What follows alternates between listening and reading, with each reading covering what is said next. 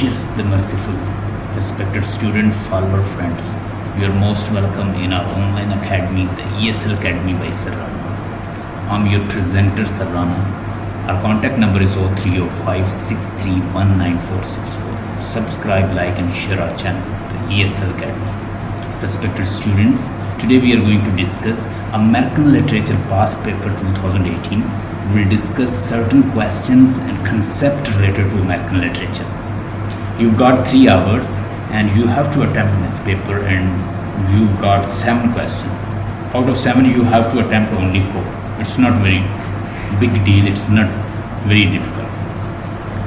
Discuss feminist significance of symbolism of nature in Plath's poem. Sylvia Plath's poem. You have to find out natural symbol that symbolize female's characteristic. Female की characteristic को, वो symbols जो female की characteristic को symbolize करते हैं, हमने वो बताने हैं. सिल्विया प्लैथ 27 अक्टूबर 1932 में मैसेच्यूसेट्स अमेरिका में पैदा हुआ. ठीक है. इलेक्ट्रा कम्प्लेक्स में पॉइंट लिख रहे हैं, इलेक्ट्रा कम्प्लेक्स में इन्वॉल्व थी. कम एज में फादर की डेथ हुई. She loved him so much. Also describes the tyrannical nature of the father as well, but she loves him so much. That is indicated from the very poem Daddy. So Daddy, and the second thing is that she was interested to choose the collection of the poem. You know that she has written collection of the poems in the form of Ariel. So Ariel is the name. In this heading she has written a lot of the poems inside the heading of this Ariel. Before that she selected Daddy, and after that she discarded this idea and named it as Ariel. In Ariel there are close collection of the poem. The last poem is Lady Lazarus. जो last poem है उसकी collection of poems के अंदर उसका नाम है lady Lazarus. उसके अंदर वो बताती है कि कैसे इंसान डेथ की तरफ जाता है, कैसे एक शख्स डेथ की तरफ ट्रैवल करता हुआ जाता है. इवन कि हमने एरियल के अंदर भी पढ़ा कि कैसे इंसान, जैसे वो घोड़े पे सवारी करती है, तो घोड़ा जो हॉर्स है वो रिप्रेजेंट करता है, एरियल जो है वो रिप्रेजेंट करता है 4 यू कुड से जो ट्रैवल्स हैं, या आप कह लें 4 फेजेस को डिस्कस करता है. कैसे? एक तो वो सिंपल हॉर्स राइडिंग है जो एरियल के अंदर हमने लिखना है अगर वो पूछ रहे. एक वो सिंपल हॉर्स राइडिंग है. एक वो कंसेप्ट है जो एक टीडियस और मोनोटोनस और बड़ा एक लव के अंदर जो एक सफरिंग है वो दिखाई गई है. तीसरा जो ह्यूमन जो पॉपुलेशन है, फीमेल और मेल का जो पॉपुलेशन है, जो सेक्सुअल एक्सपीरियंस है, that is shown on the bed. And the fourth thing is that there is another concept that the soul is coming out from body. How soul is gradually traveling and coming out from bodies. तो ये सारा process बताया गया. वो suicide की तरफ इंसान कैसे माइल होता जाता है और अल्टीमेटली वो लाइफ जो है वो पिघल जाती है और गम जो रूह है निकल जाती है. That is it. And in Lady Lazarus she said dying is an art and I will do it exceptionally well. वो कहती है मरना, सुसाइड करना, ये भी एक आर्ट है. Committing suicide is an art and I will do it well. और मैं इसे बड़ा वेल अच्छा करूँगी, एक्सेप्शनली वेल करूँगी, अच्छा करूँगी. तो उसको आर्ट से वो कंपेयर करती है मरने को. अब यहाँ पे डिफरेंट सिंबल्स जो फीमेल को रिप्रेजेंट करते हैं, सिल्विया प्लेथ की जो पोइट्री है, कलेक्शन ऑफ पोएम्स हैं, उससे हमने निकाल के हमने बताना है. पीयू में क्वेश्चन आया 2014 में, यूनिवर्सिटी ऑफ सरगोदा में 2010 में आया, 2018 में ये BZU में भी आ चुका है. Discuss the feminist significance in the Sylvia Plath poetry. कि फेमिनिस्ट की जो सिंबल इस्तेमाल हुए हैं सिल्विया प्लैथ की पोइट्री में वो हमने बताने हैं. हाँ जी. पॉपीज इन अक्टूबर, जैसे बीज का सिंबल है तो वो फीमेल की जो फीमेल की फ्रस्ट्रेशन है, उनकी जो प्रिजन है, उनका जो घुट के मरना है, सुप्रेस करना है, उसको जाहिर करता है. लिख लें बी का सिंबल. हमने पढ़ा arrival in the bee, bee box के अंदर हमने पढ़ा कि जो बीज हैं वो जो अंदर फड़फड़ा रही हैं और मरमरिंग कर रही हैं, वो बाहर आने की कोशिश कर रही हैं, that is the feeling and suffocation and frustration of the female in the house and she is a prisoner in the hand of the male tyranny. Male tyranny के अंडर फीमेल जो सफर कर रही है, B box जो है वो female को represent करता है। ये आप लिखिए, मून का जो सिंबल है वो रिप्रेजेंट करता है फीमेल को। पपीज इन अक्टूबर के अंदर जो वुमेन्स, जो हेल्पलेस वुमेन्स है, अंडर द वास्ट स्काई, जो वसी और ईस जो आसमान है उसके नीचे जो फीमेल का घुट घुट के मरना, हेल्पलेस रहना, उस चीज को जाहिर करता है पपीज इन अक्टूबर। ये इसको सिंबलाइज करता है। आगे उसके बाद है रेड हॉट, ये रिप्रेजेंट करता है, ये फीमेल के खून आलूद हार्ट को जाहिर करता है। Women heart wounded with wishes, with expectations, with frustrations, इन चीजों को जाहिर करता है। In forest of the frost, ये भी जाहिर करता है किसको, फीमेल की डेसोलेशन लाइफ को जाहिर करता है, बैरन वर्ड को जाहिर करता है फीमेल की, इंक्लूडिंग उसके लिए, औरत के लिए, फीमेल के लिए। वो कहती है सारी चीज़ जो है ये दुनिया बंजर है, इसकी कोई वैल्यू नहीं है, इंक्लूडिंग मेल भी उसको सेटिएट नहीं कर सकता।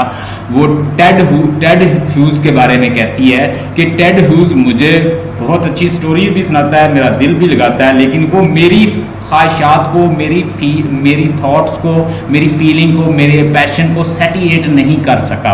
वो लेटर में लिखती है।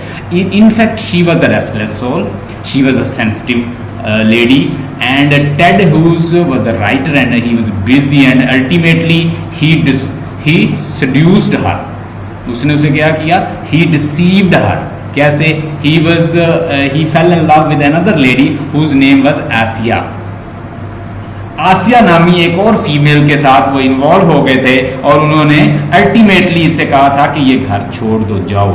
2 बच्चे थे और उसने उससे सेपरेशन कर ली थी। तो वो सारी प्रॉब्लम ये हमने पहले भी डिस्कस किया हुआ है। आगे देखिएगा, arrival of the bee box, इसके अंदर जो बी बॉक्स के अंदर बीज का होना, ये डार्कनेस का सिंबल है, चूंकि उनका कलर ब्लैक होता है मोस्टली बीज का, तो वो किनको जाहिर करता है? डार्कनेस की सिंबल है। वो किसको रिप्रेजेंट करता है? वेमेंस को रिप्रेजेंट करता है। बॉक्स के अंदर जो प्रिजनर की फॉर्म में जो फीमेल एज अ प्रिजनर रह रही हैं उसको जाहिर करता है। हाउस के अंदर भी वो इसी तरह रहती हैं। और इसके अलावा काफ़ी कलेक्शन ऑफ सिंबल्स हैं यहाँ पे। वाइफ गुडोवा जो है वो डिस्कस हुई है। वाइफ गुडोवा जो है ये बेसिकली एक 11th सेंचुरी की ये औरत थी और 11th सेंचुरी के अंदर उस वक्त का जो बादशाह था उसने हैवी टैक्स जो है वो लगा दिए थे। तो उसने एक कंडीशन रखी थी, अगर आप रिमिट करना चाहती हो, रिमूव करना चाहती हो टैक्सेस, तो हॉर्स के ऊपर आप न्यूड पूरे हॉर्स पे यानी हॉर्स पे पूरे टाउन का न्यूड जो है चक्कर लगाओ, उसने कहा उस वक्त के किंग ने। तो इसने उस वक्त की सफरिंग ह्यूमैनिटी के लिए इस लेडी गुडोवा ने इसने उस हॉर्स की बैक पे बैठ के न्यूड पूरे टाउन का चक्कर लगाया था। तो हर किसी से कह दिया गया था, हर किसी ने अपनी आंखें नीचे कर ली थी, सिवाय एक शख्स जो है वो देखता रहा। तो ये एक सिंबलाइज करता है। ये सारी जो सिंबल्स हैं, जैसे नीगर आइज हैं, ये किसको रिप्रेजेंट करती है? ये भी कन्फाइडेड और प्रिजनर की सिंबल है वोमेन के लिए, वोमेन इन द डार्कनेस। और एरियल के अंदर जो नीगर आइज है ये किसको जाहिर करती है? प्रिजनर को जाहिर करती है। वाइफ गुडोवा जो है ये किसको जाहिर करती है? ये भी एक सेक्स की सिंबल है। ये लिख लें, symbol of the bold and sex, sacrificing. किसके लिए सैक्रिफाई करती है? औरत सैक्रिफाई कर रही है ना, लोगों का टैक्स रिमूव करने के लिए उसने न्यूड पूरे यानी हॉर्स के ऊपर उसने चक्कर लगाया पूरे टाउन का, उस लेडी गुडोवा ने, वाइफ गुडोवा ने। तो ये हील, हेयर, लिप्स लिख लें, जितने भी सिंबल हैं, हील है, हेयर है, लिप्स है, वुमेन्स के जितने भी सिंबल्स यूज हुए हैं, they represent the sex symbols, ये सेक्स सिंबल को ज़ाहिर करते हैं। The female sexual problems, it shows the female sexual problem related to sex. ले आगे देखिए और भी सिंबल्स हैं कुछ। मॉर्निंग क्लाउड्स जो हैं, woman in tender clouds, like कि औरत जो है वो एक मदर की तरह है, वो क्लाउड जो है वो रिप्रेजेंट करता है मदर की मदरली फीलिंग्स को। काउ जो है वो किसको रिप्रेजेंट करता है, माइल्ड और बेनिफिशियल्स। और उसके अलावा इस तरह के दीगर जो सिंबल्स हैं, सारी सिंबल्स फीमेल के लिए ऑलमोस्ट यूज हुए हैं, जो सिल्विया प्लैथ ने यूज किए हैं। इसको डिस्कस कर लीजिएगा, इसको पढ़ लीजिएगा। क्वेश्चन नंबर 2 है, right a detailed critical appreciations of the Richard Wurber poems Marginalia. Right? It's very important question. Time and again it occurs in different university. किसी यूनिवर्सिटी ने भी इस क्वेश्चन को नहीं छोड़ा. It's very important question and I will define you how to solve this question. सबसे पहले लिखिए, ये एक पोइटिक प्रोसेस है राइटर का। राइटर इस मार्जिनेलिया के अंदर अपना पोइटिक प्रोसेस बताता है। वो एक फिजिक्स के एक लॉ को यूज करता है। फिजिक्स का एक लॉ है, उसे कहते हैं सेंट्रीफ्यूगल। हर चीज अपने सेंटर से कॉर्नर और एजेस की तरफ दौड़ती है। अगर मछलियों को देखें, फिशेस को, तो वो भी अगर स्ट्रीम के अंदर है तो वो सारी जो होती हैं अपनी वेव्स के साथ कहां चली जाती हैं, वो भी आहिस्ता आहिस्ता अपने किनारों की तरफ, एजेस की तरफ चली जाती हैं। समंदर से मछलियां एजेस की तरफ जाती हैं। हर चीज अपने एजेस की तरफ दौड़ती है। यानी अगर आप कोई आइडिया आपके माइंड में आ रहा है, जैसे कि टेड ह्यूज ने कहा था कि आइडिया रिप्रेजेंट कैसे होता है, कि ये एक फॉक्स थॉट की तरह, थॉट फॉक्स होता है आइडिया। टेड ह्यूज कहता है, लिख लें, कहता है सबसे पहले टेड ह्यूज कहता है कि सबसे पहले आईज नमूदार होती है, अपीयर होती है। कहता है जंगल के अंदर सबसे पहले आईज ऊपर करती है फॉक्स, उसके बाद अब स्निफ करती हुई थोड़ा सा सूंघती हुई ऊपर आती है, फिर उसके बाद तीसरे लेवल पे पूरी लोमड़ी बाहर आ जाती है। तो इसी तरह आइडिया अपीयर होते हैं। इसी तरह सीमस हीनी ने भी अपना पोइटिक प्रोसेस बताया था। सीमस हीनी कहते हैं कि आइडियाज जो हैं वो वेल्स की शक्ल में है। कहीं पे घास वगैरह होता है, कहीं पे एप्रंट साफ होता है, चेहरा नजर आता है, कभी पे हाफ नजर आता है, कहीं पे बहुत पानी ऊपर होता है, यानी हम साफ नजर आते हैं। तो कहीं कहीं पे हमें उसे साफ करना पड़ता है, उसे रिफाइन करना पड़ता है, उसे रेक्टिफाई करना पड़ता है आइडियाज को। तो वो उसने डिफरेंट कुएं से वेल के साथ उसको रिप्रेजेंट किया था कि एक हाफ क्लियर आता है चेहरा नजर, एक में घास वगैरह भी है, एक में बिल्कुल रिप्रेजेंट क्लियर, क्रिस्टल क्लियर नजर आता है। तो ये भी एक आइडियाज की तरह है। हर पोएट जो है अपनी पोएटिक प्रोसेस देता है। जैसे कि वर्ड्सवर्थ ने क्या कहा था कि रिकलेक्शन है, ठीक है, उसके बाद सबसे पहले क्या होता है, कंसेप्ट में आता है आइडिया, उसके बाद रिकलेक्ट करते हैं, फिर उसके बाद ओवरफ्लो होता है। जैसे उसने अपनी एक थ्योरी दी थी, क्या उसने कहा था कि poetry is spontaneous overflow of powerful feeling, ठीक है। इसी तरह टी.एस. एलियट को भी हमने सुना, उसने भी डेफिनेशन दी। उसने कहा कि poetry is not turning loose of emotion, rather it is escape from emotion. You have to depersonalize from poetry. So every poet is giving his definition as well as poetic process. तो यहाँ पे वो अपना poetic process देता है। वो बता रहा है कि हर आइडिया जो आपके माइंड में आ रहा है उसको ग्रैब कर लो, उसको कैप्चर कर लो, अदरवाइज वो अल्टीमेटली आपके माइंड से सेंट्रीफ्यूगल जो लॉ है फिजिक्स का उसको फॉलो करता हुआ माइंड से स्किप हो जाएगा, कि आपको याद भी नहीं रहेगा कि आपने क्या लिखा है। आगे लिखिएगा पॉइंट, इंसान क्रिएटिव तब होता है, रिचर्ड वल्बर कहता है, कि कॉन्शियस और अनकॉन्शियस के दरमियान, हर्ड मेलोडीज और अनहर्ड मेलोडीज के दरमियान कंफ्यूज, वो कहता है confuse state of mind is the best state of mind. लिख लें, confuse state of mind is the best state of mind. This is the margin and marginalia. ये वो मार्जिनेलिया है जहां पे इंसान क्रिएटिव होता है। यानी आप थोड़े से कंफ्यूज, आप वेकिंग कंडीशन में हो, स्लीपिंग में भी हो, आप कॉन्शियस और अनकॉन्शियस के दरमियान में, आप सोच रहे हैं मुझे आता है नहीं आता, आप सोच रहे हैं कि आप स्लीपिंग और वेकिंग है, आप सोच रहे हैं कि रियलिटी और उसके बाद इमेजिनेशन में हूं मैं, ड्रीम और रियलिटी के दरमियान हूं। तो confuse state is the best state of mind. इसकी मिसाल मैं यूं देता हूं, आप एग्जाम में गए, आपने जैसे ही पेपर पकड़ा, आपने एक दफा सोचा कि मुझे कुछ भी नहीं आता, आप लिखना शुरू हो गए तो आपने पेजेस भर दिए, वो है आपका मार्जिनेलिया। आपने पेपर पकड़ा, पेपर जैसे ही पकड़ा आपने सोचा कि कॉन्शियस और अनकॉन्शियस के दरमियान मेरे सबकॉन्शियस में डाटा मौजूद है लेकिन मैं कंफ्यूज्ड हूं। वो कहता है बेस्ट स्टेट ऑफ माइंड होता है where person is going to create something. ये वो मार्जिन है, ये वो मार्जिनेलिया है जहां पे इंसान के पास एम्पल डाटा होता है लिखने के लिए। अगर आपको हर चीज क्लियर और अपरेंट हो तो आप बेस्ट स्टेट ऑफ माइंड नहीं है। आप अवेकिंग और स्लीपिंग के दरमियान, आप कॉन्शियस और अनकॉन्शियस के दरमियान, कॉन्शियस और सबकॉन्शियस के दरमियान, उसके अलावा रियलिटी और इमेजिनेशन के दरमियान, ड्रीम और रियलिटी के दरमियान, तो इन रियलिटी और ड्रीम के दरमियान की जो स्टेट है उसमें आप बेस्ट होते हैं, क्रिएटिव होते हैं, ज्यादा लिखते हैं। आपने जैसे ही पेपर पकड़ा, आपने लिखना स्टार्ट किया तो आपने 10-10 पेजेस लिख दिए। This is what the creative process, marginalia, ये मार्जिनेलिया है। क्रिएटिविटी लिख लें, creativity lies somewhere in the mind of conscious and unconscious. Within conscious और अनकॉन्शियस के दरमियान एक मार्जिनेलिया पॉइंट है। वो कहता है when you consider I know और perhaps I don't know, you know you are in the best state of mind. You think that I can do or I can do. Heard melody and unheard melody. Heard है और unheard के दरमियान है, conscious और unconscious के दरमियान है, dream और रियलिटी के दरमियान है। ठीक है, थॉट फॉक्स कैसे आती है, आईज बाहर आती है, फिर थोड़ा सा स्निफ करती हुई लोमड़ी बाहर आती है, फिर ओवरऑल अपीयर हो जाती है। This is the poetic process.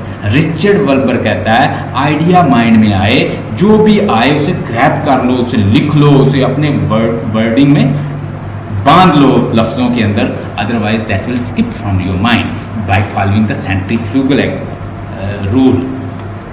तो ये है, मजीद पॉइंट्स मैं देखता हूँ वो भी आपको लिखा है। तो अगर ये आ जाए तो इसको कंक्लूड आपने ऐसे करना है कि to conclude we can say Richard Wurber is emphasizing whenever idea comes you should grab and write into your own word, otherwise this idea will remove by following the centrifugal law.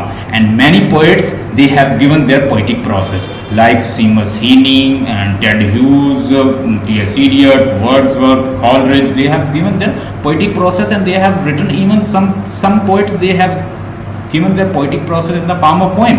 बाज लोगों ने definition दे दी, बाज ने उस पर poem लिख दी, जैसे सीमस हीनी ने लिख दी, जैसे टेड ह्यूज ने लिख दी, जैसे रिचर्ड वल्बर ने लिख दी। I hope if such kind of question come you can attempt very easily. अगर ये क्वेश्चन आ जाए तो आप इसे अटेम्प्ट कर सकते हैं, आप अपने लफ्जों में लिख सकोगे।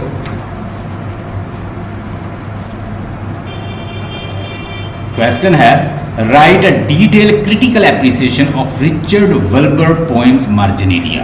आप डिस्कस करेंगे कि इस पोइट्री के अंदर उसने अपना पोइटिक प्रोसेस बताया है। उसने बताया कि best state of mind is a confuse state of mind and Richard Wilbur is giving poetic process like other poets are giving like Seamus Heaney and Ted Hughes and T.S. Eliot and Wordsworth. They have given their poetic process in the form of definition or in the form of poems. तो उन लोगों ने अपनी अपनी poems में भी बताया, कुछ लोगों ने definition दे दिया, कुछ ने poems ही लिख दी है, वो असल में अपना poetic process बता देंगे। इस तरह का poetic process होता है मेरे पोइट माइंड के अंदर, जो मेरा पोइटिक माइंड है इसके अंदर इस तरह का प्रोसेस होता है। उसके बाद आइडिया मैं ग्रैब करता हूँ, तो जो आइडिया आता है वो कहता है उसे लिख लेना चाहिए, अदरवाइज वो सेंट्रीफ्यूगल जो लॉ है फिजिक्स का उसको फॉलो करता है, वो बिल्कुल स्किप हो जाता है माइंड से। ले जी आगे एक और क्वेश्चन है, जैज हमने पढ़ा था। Jazz is known not only for the criticism of slavery but for an audacious narrative style of befitting for the depictions of the history of the slavery। हाँ जी, वो कहते हैं कि टोनी मॉरिसन ने जैज अपने जैज प्ले के अंदर जो उसने इतनी ज़बरदस्त डिपिक्शन दी है वो बड़ी ज़बरदस्त है। उसके ज़रिए वो क्या बताना चाह रही है, वो उसके अंदर बताती है कि स्लेवरी क्या चीज़ थी, स्लेवरी की हिस्ट्री क्या है, स्लेवरी क्या है, उसको हम डिस्कस कर लेते हैं। सबसे पहले कि उसका जो स्टाइल है वो बड़ा इमेजेस, स्ट्रीम ऑफ कॉन्शियसनेस लिख लें, she follows the stream of consciousness technique. अब स्ट्रीम ऑफ कॉन्शियसनेस, जैसे आइडिया आए आपने रॉ डाटा वैसे ही रॉ जो आइडिया लिख दिया।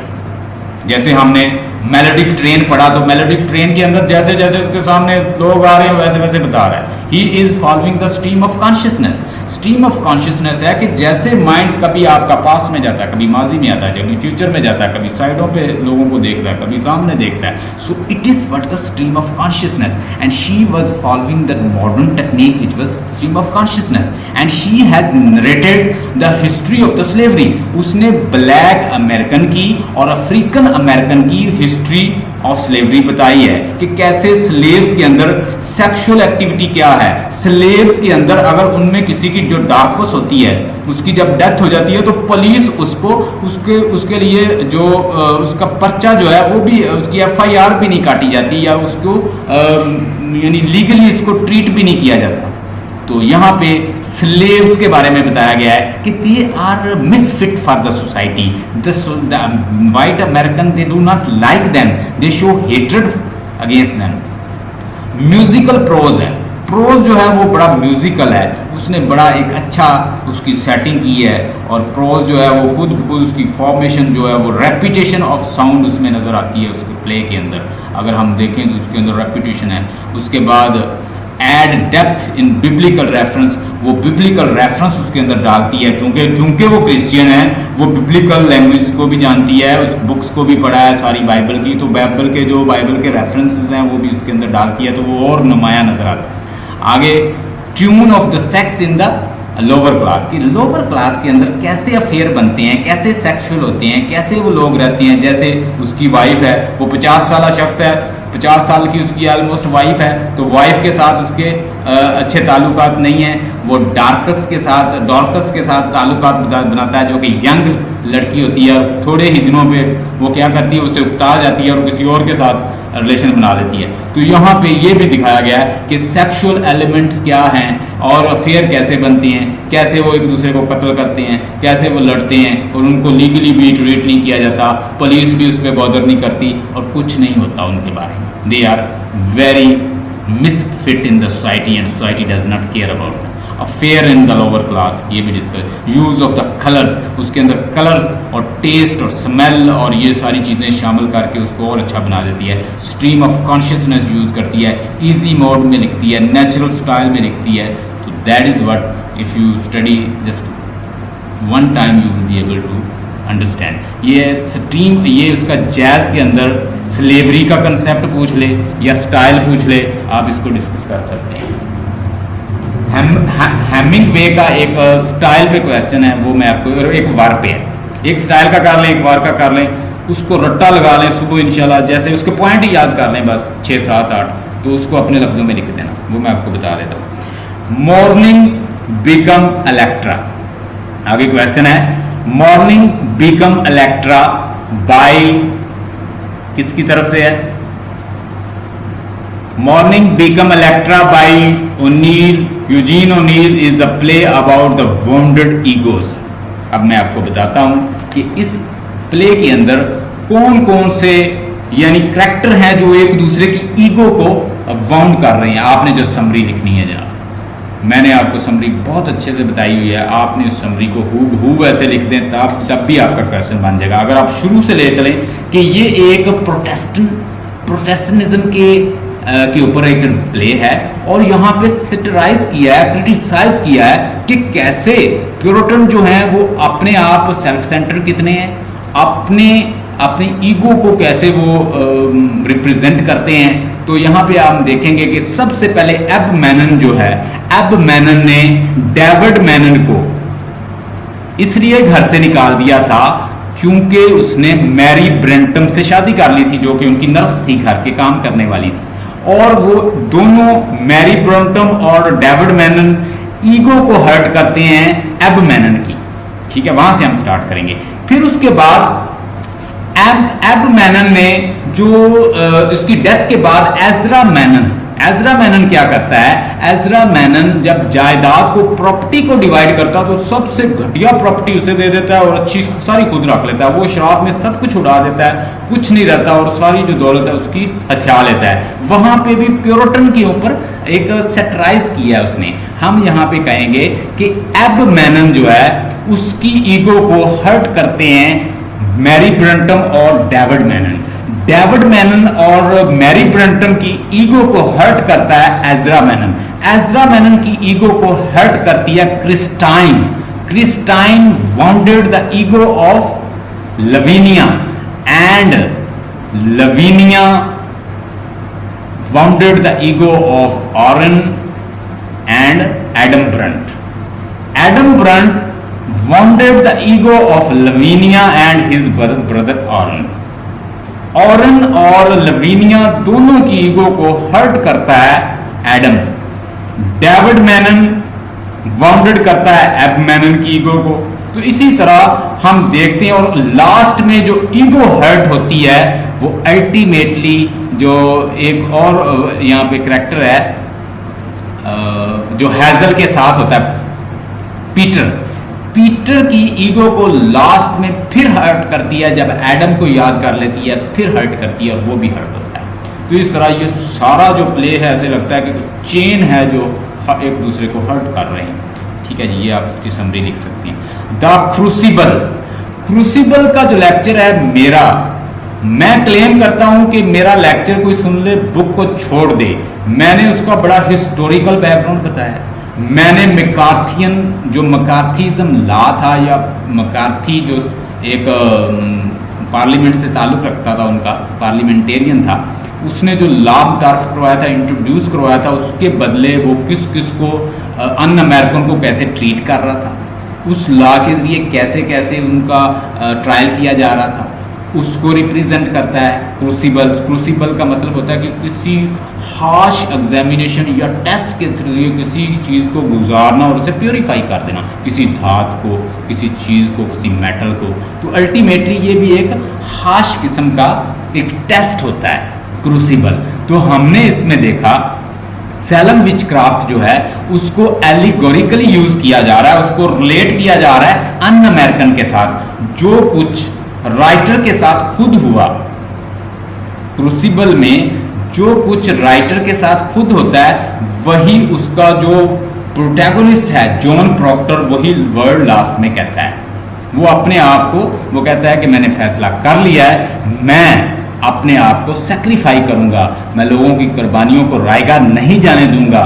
ये जो लोग कर रहे हैं वो जॉन प्रॉक्टर कहता है कि I have decided that I will sacrifice my life. तो वो वही वर्ड्स कहता है जो उस वक्त के उसके राइटर ने कहे थे। तो क्रूसिबल जो है इसकी समरी जो है वो आप लिख दीजिएगा और समरी ही आएगी इसकी। The crucible is depth styles on the human ignorance and superstition comment. अब सुपरस्टिशन तो वो है, सुपरस्टिशन का मतलब क्या होता है कि किसी विच क्राफ्ट पे बिलीव करना, किसी ब्लैक कैट पे बिलीव करना कि ये यहाँ पे नाच रहे हैं तो इसके अंदर कोई विच क्राफ्ट है, किसी का नाम ले देना ये लोग मेरे खिलाफ है तो मैं कह दूँ ये इसके अंदर विच क्राफ्ट है। और वैसे ही वो लड़की हैं और वो जो लड़की होती है एबिगेल वो कहती है कि ये जॉन प्रॉक्टर के अंदर मुझे विच नजर आ रही है, तो उसे पकड़ के उसका ट्रायल शुरू कर देते हैं। वो चूंकि प्रोटेस्टेंट नहीं होता, वो उसका जो मजहब है वो मजहब एग्नोस्टिक होता है, कभी चर्च भी नहीं जाता, तो उसके ऊपर बड़े इजीली उसके ऊपर इल्ज़ाम लगा देते हैं और अल्टीमेटली उसका ट्रायल शुरू कर देते हैं। Because he was not a religious man,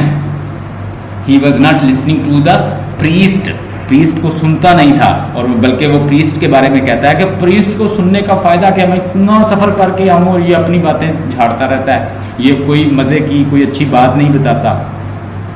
melodic train, melodic train by John Ashbery is a post modern poem elucidate. कल मैंने बड़ा डिटेल बताया था कि ये पोस्ट मॉडर्न पोएट कैसे है और पोस्ट मॉडर्न पोएम कैसे है। ये पोस्ट मॉडर्न ऐसे है क्योंकि ये डिस्कस करती है सोसाइटी को, जो सराउंडिंग में लोग होते हैं। मॉडर्न लोग इंडिविजुअल चीज़ों को डिस्कस करते हैं, पोस्ट मॉडर्न में सोसाइटी, माशरे को, कम्युनिटी को डिस्कस किया जाता है। पोस्ट मॉडर्न के अंदर क्या है, सब्जेक्टिव अप्रोच है। पोस्ट मॉडर्न के अंदर क्या है, स्ट्रीम ऑफ कॉन्शियसनेस है। पोस्ट मॉडर्न एज के अंदर क्या है, राइटर कैसा लिखता है, सिंबलिज्म के जरिए, मेटाफर के जरिए, पैराडॉक्स के जरिए, और वो मैक्सिमम इस तरह की जदीद जो डिवाइसेस हैं उनको यूज करता है। Stream of consciousness, symbolism, paradox, simile, metaphors और सराउंडिंग लाइफ।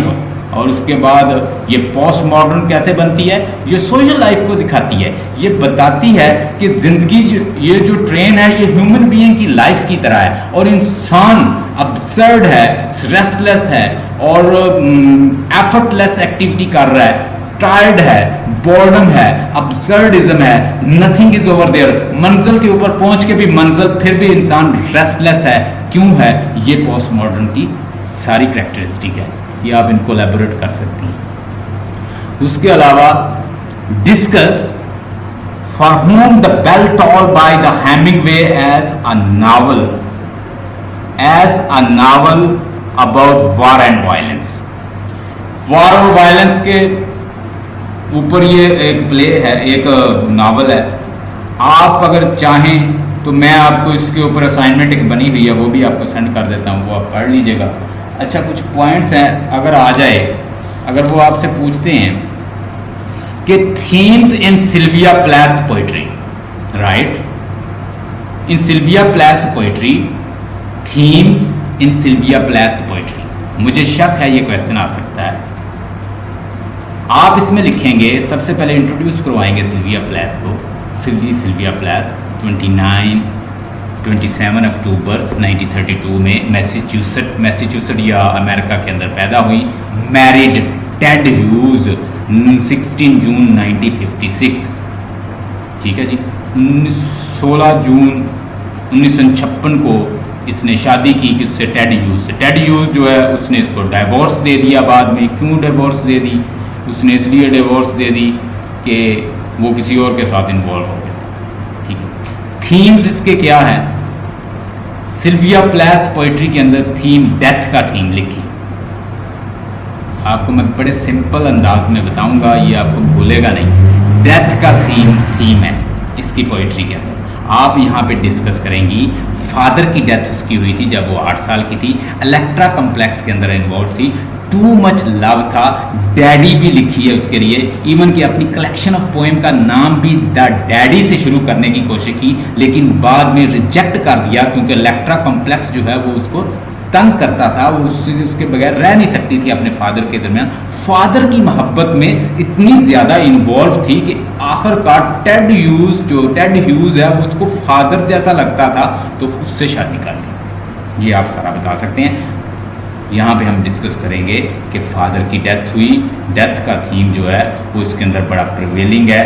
उसकी मदर की डेथ हुई और वो खुद जो थी सुसाइड जो है 3 दफ़ा अटैम्प्ट करती है। और आखिरी पोएम जो उसकी कलेक्शन ऑफ एरियल पोएम है उसके अंदर जो लेडी लजारस है उसमें वो कहती है कि dying is an art and I will do it exceptionally well.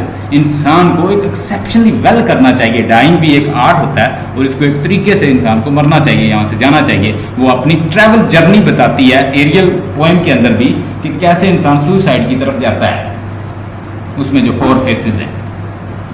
Victimisation, इसके अंदर हम देखते हैं कि यहाँ वो विक्टिमाइज होती है in the form of the daughter, in the form of the wife, in the form of the mother, ठीक है। इवन कि वो सारा प्रोसेस बताती है कि कैसे औरत जो है वो विक्टिमाइज किया जाता है, औरत सफ़र करती है, घर में लोकेटेड कर दिया जाता है, आइसोलेट कर दिया जाता है, और ड्यूरिंग द प्रेगनेंसी उसको कौन सी तकलीफ़ें होती हैं, अंडर द स्काई कैसे सफ़र करती है। पॉपीज इन अक्टूबर में वो कहती है under the vast sky how does women suffer in the vast sky, कैसे वो सफ़र करती रहती है। ये सारे आप विक्टिमाइजेशन में लिख देंगे, अपने लफ्ज़ों में एक छोटा सा पैरा बना देना, ये सारे पॉइंट लिख लें।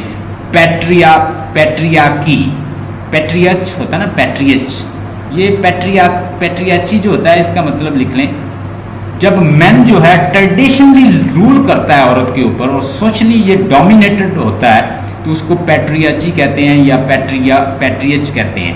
तो जो पैट्रियर्क सोसाइटी है, हमारी पैट्रियर्कल सोसाइटी है, इसके अंदर मैन जो है वो रूल करता है। फिर डेफिनेटली हम मेल हैं तो हम रूल करते हैं, जो हमने कह दिया औरतें वहाँ पे जाएंगी, जो हम कह देते हैं वो करती हैं, जो हमने ऑर्डर देते हैं वो करती हैं। और इसी तरह पैट्रियार्ची के अंदर आप हेडिंग देंगे PATRISRCHY, पैट्रियार्ची। पैट्रियार्ची के अंदर आप लिखेंगे कि मेन रूल वेमेन। पहले वो क्या थी, फादर रूल कर रहा था, उसके बाद हस्बैंड उसे रूल करता है। सोसाइटी जो है, society does not allow to empower women, women को एम्पावर नहीं करती। इसके अंदर आप फेमिनिज्म का भी कंसेप्ट जो है उसकी पॉइंट से बता सकते हैं। पैट्रियार्ची के अंदर पैट्रियार्चिकल सोसाइटी का मतलब होता है वेयर मैन रूल वुमेन।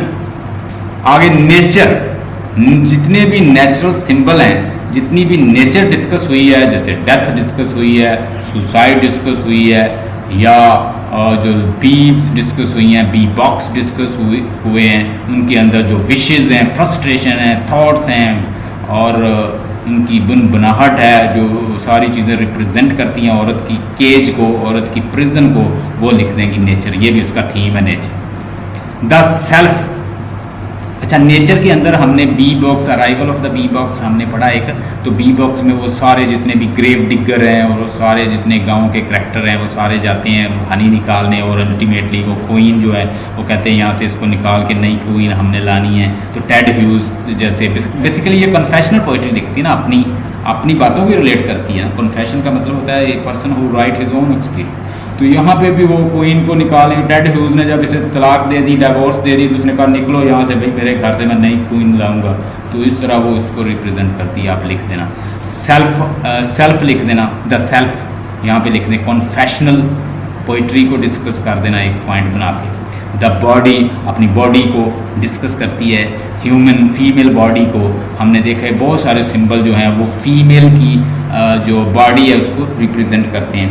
यहाँ पे मैंने कुछ पॉइंट्स लिखे हैं, वो मैं आपको लिखवा देता हूँ। आप ऐसा करें, 1 2 3 4 5 6 और 7 लाइनें लगा लें अपने पेपर के ऊपर। एक पेपर लें, उसके ऊपर 7 लाइनें लगा लें। उन लाइनों के अंदर मैं पॉइंट्स लिख देता हूँ, आप वही पॉइंट वहाँ पे जाके हू लिखाना।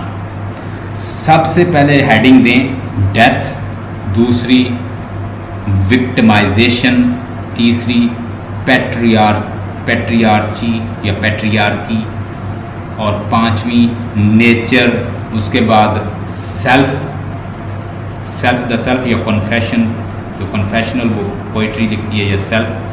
उसके बाद द बॉडी, उसके बाद आगे हेडिंग दे दें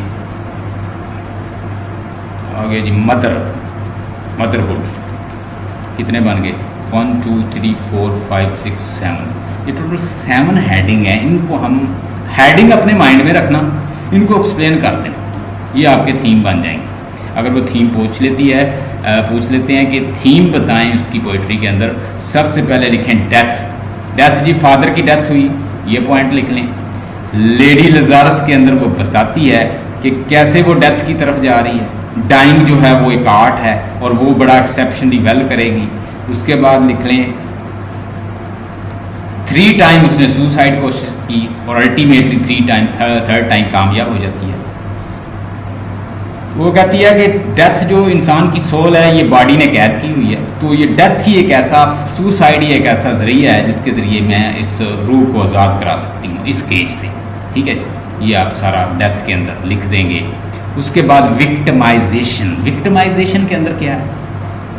मेल जो है वो फोर्स करता है, बाय फोर्स डोमिनेट करता है फीमेल को, जैसे फादर की शक्ल में और हस्बैंड की शक्ल में उन्होंने उनको डोमिनेट करते रहे और अल्टीमेटली उसको अपने काबू में रखा और उसको ऐसे बी बॉक्स बना दिया, और सफरिंग और फ्रस्ट्रेशन और ये सारी चीज़ें वो फील करती रही, और अल्टीमेटली अपने फादर की शक्ल में टेड ह्यूज के साथ फंस गई और अल्टीमेटली उसने उसको धोखा दिया। एक वो रेस्टलेस सोल थी, वो उससे सेटिएट नहीं कर सका। ये आप लिख देना विक्टिमाइजेशन में। पैट्रियार्की के अंदर लिख देना डिसअपॉइंटमेंट, वोमेन के राइट्स, वोमेन की प्रेगनेंसी के दौरान सफरिंग, हस्बैंड की इनफिडिलिटी कि हस्बैंड उसे धोखा देता है आसिया के पीछे, tortured relation with father and husband, तो अल्टीमेटली वो क्या था, उसके हस्बैंड ने क्या किया, he was a provoker and instigator, उसने क्या किया, उसको प्रवोक किया कि वो डेथ की तरफ चली जाए। तो डिसअपॉइंटमेंट, ये अल्टीमेटली उसे हस्बैंड जो है वो सजा देता है। नेचर के अंदर आ जाएं, नेचर के अंदर सी टू टेक अफेक्ट, सी को वो दुनिया के साथ कंपेयर करती है, वर्ल्ड के साथ, पूरी दुनिया के साथ। फादर जो है, फादर को भी कंपेयर करती है कि वो एक सी की तरह डोमिनेंट है उसके ऊपर, वो सी गॉड है, फुल ऑफ फैथम, फुल फैथम्स। और उसके बाद सी जो है वो पावर का सिंबल भी है, यानी यहाँ नेचर को रिप्रेजेंट करती है। जो जो चीज़ नेचुरल चीज़ें हैं, नेचर को रिप्रेजेंट करती हैं, वो लिख देना। The self own work confessional poetry, her life, her affect, her torture, her motherly suffering, ये सारा लिख देना। Her as a wife she suffering, ये सारा उसकी आ जाएगा सेल्फ में, द सेल्फ। उसके बाद है द बॉडी, बॉडी के अंदर क्या क्या चीज़ें हैं, बॉडी के अंदर लिख लें, she was bounded as a wife and she ultimately got death due to the suffering, delivery of the children, children की डिलीवरी के दौरान जो औरत सफ़र करती है वो सफरिंग आप इसमें बॉडी के अंदर लिख सकते हैं, उसके एक्सपीरियंस को लिख सकते हैं। And the women who suffer during the sexual intercourse, ये सारा कुछ बॉडी में आ जाए। आगे आ गया जी डेथ, डेथ हमने कहा लिया। मदर, मदर में लिख दें, प्रेगनेंसी को डिफाइन कर दें। मदर किल, वो कहती है, बाज़ औक़ात वो सोचती है कि मैं अपने बच्चों को भी मार दूं क्योंकि मैंने तो सुसाइड कर लेनी है, तो मैं इनको भी साथ लिए जाऊं, इनको भी आज़ाद करवा दूं। ये इसमें इसको आप डिस्कस करते हैं। लें जी, ये सारे पॉइंट हैं। और एक मिनट, एक चीज़ रह गई,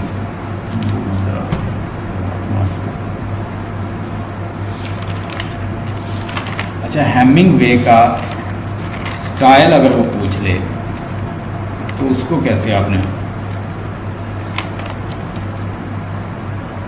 एक क्वेश्चन याद कर लें, उसके 4-5 मैं आपको पॉइंट लिखवा देता हूँ, अगर आ जाए तो ऑप्शन में रख लें, कोई चीज़ बेकार तो नहीं होती। मैं आपको पॉइंट लिखवा देता हूँ, आप वही लिख देना, आगे पीछे जाना ही ना, उसको एलेबोरेट कर देना अपने लफ्ज़ों में, अगर कर सकते।